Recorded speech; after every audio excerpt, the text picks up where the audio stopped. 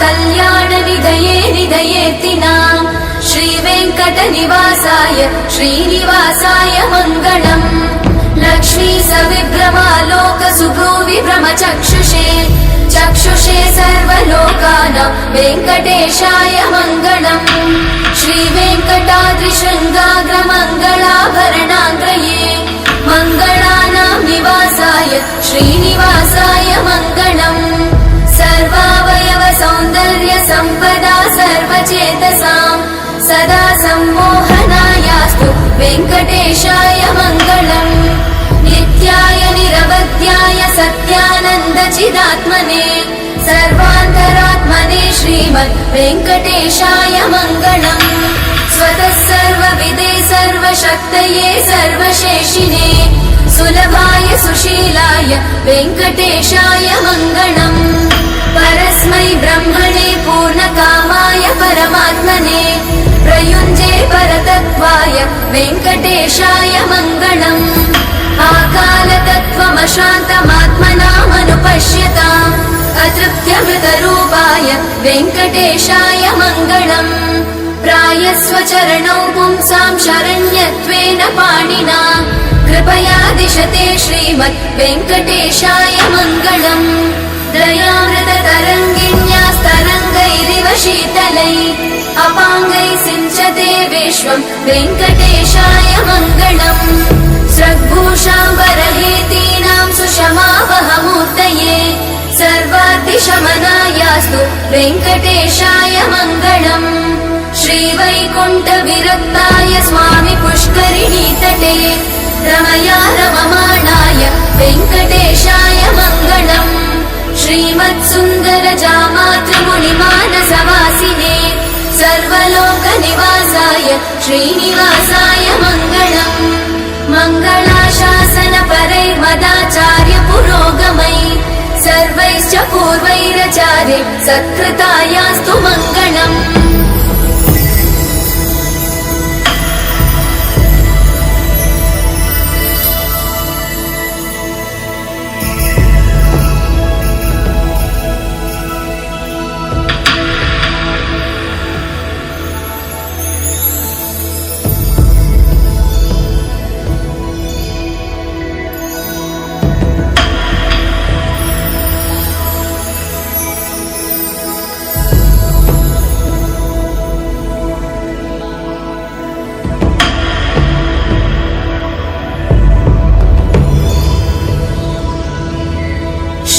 कान्ताय कल्याणनिधये निधयेऽर्तिनाम् श्रीवेङ्कटनिवासाय श्रीनिवासाय मङ्गलम्।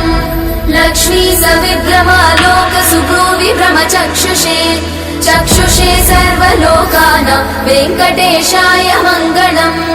श्रीवेङ्कटाद्रिशृङ्गाग्रमङ्गलाभरणाङ्ग्रये मङ्गलानां निवासाय श्रीनिवासाय मङ्गलम्। सर्वावयव सौन्दर्य सम्पदा सर्वचेतसां सदा सम्मोहनायास्तु वेङ्कटेशाय मङ्गलम्। नित्याय निरवध्याय सत्यानन्दचिदात्मने सर्वान्तरात्मने श्रीमद् वेङ्कटेशाय मङ्गलम्। स्वतः सर्वविदे सर्वशक्तये सर्वशेषिने सुलभाय सुशीलाय वेङ्कटेशाय मङ्गलम्। परस्मै ब्रह्मणे पूर्णकामाय परमात्मने प्रयुञ्जे परतत्त्वाय वेङ्कटेशाय मङ्गलम्। आकालतत्त्वमशान्तमात्मनामनुपश्यताम् अतृप्त्यमृतरूपाय वेङ्कटेशाय मङ्गलम्। प्रायस्वचरणौ पुंसां शरण्यत्वेन पाणिना कृपया दिशते श्रीमद् वेङ्कटेशाय मङ्गलम्। दयामृततरङ्गिण्यास्तरङ्गैरिव शीतलै अपाङ्गैः सिञ्चते विश्वं वेङ्कटेशाय मङ्गलम्। स्रग्भूषाम्बरहेतीनां सुषमावहमूर्तये सर्वाद्रिशमनायास्तु वेङ्कटेशाय मङ्गलम्।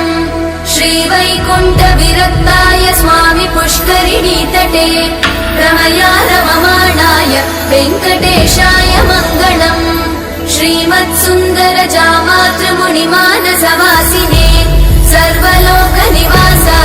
श्रीनिवासाय मङ्गलम् मङ्गलाशासनपरैः वदाचार्य पुरोगमैः सर्वैश्च पूर्वैराचार्यैः सत्कृत